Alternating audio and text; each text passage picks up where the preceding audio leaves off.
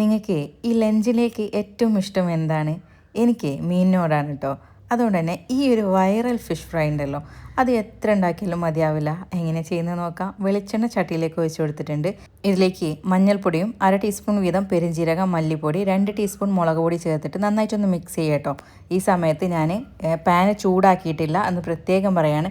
Mix ആക്കിയതിന് ശേഷം നമ്മൾ പാൻ ചൂടാക്കിയത് ഈ ഒരു ലെവലിലേക്ക് എത്തുമ്പോൾ ഒരു 4-5 വെളുത്തുള്ളി ചതച്ചത് ഇട്ട് കൊടുക്കാം. അതുപോലെ തന്നെ ചെറിയുള്ളിയും ചതച്ചത് ഇട്ട് കൊടുക്കാം.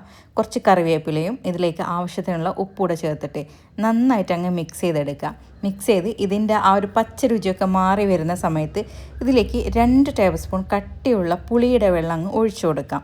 അതുകൂടെ നന്നായിട്ടൊന്ന് മിക്സ് ചെയ്തെടുക്കാം. ഇനി ഞാനിതിലേക്ക് റെഡ് ചില്ലി ഫ്ലേക്സ്, അതായത് നമ്മൾ വറ്റൽ മുളകൊന്ന് ചതച്ചെടുത്തത്, അത് നമുക്കിതിലേക്ക് അങ്ങ് ഇട്ട് കൊടുക്കാം. അത് എരിവിനനുസരിച്ച് നിങ്ങൾക്ക് കൂട്ടിയും കുറയ്ക്കുകയൊക്കെ ചെയ്യാം കേട്ടോ.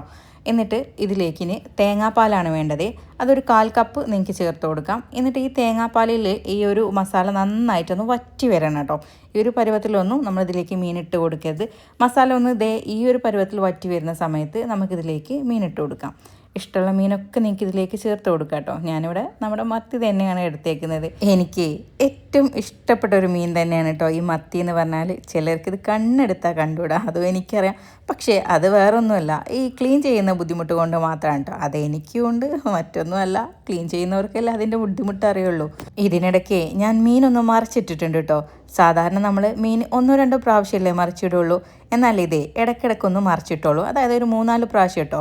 എന്നിട്ട് ഇതുപോലെ കറിവേപ്പില ഞാൻ ഇടയ്ക്കിടയ്ക്ക് അങ്ങനെ ഇടും. അതെൻ്റെ ഒരു വീക്ക്നെസ് ആയിപ്പോയി. അപ്പോൾ എങ്ങനെ, ഇഷ്ടപ്പെട്ടോ? ഇഷ്ടപ്പെട്ടാലേ ഷെയർ ചെയ്യാൻ മറക്കണ്ട കേട്ടോ.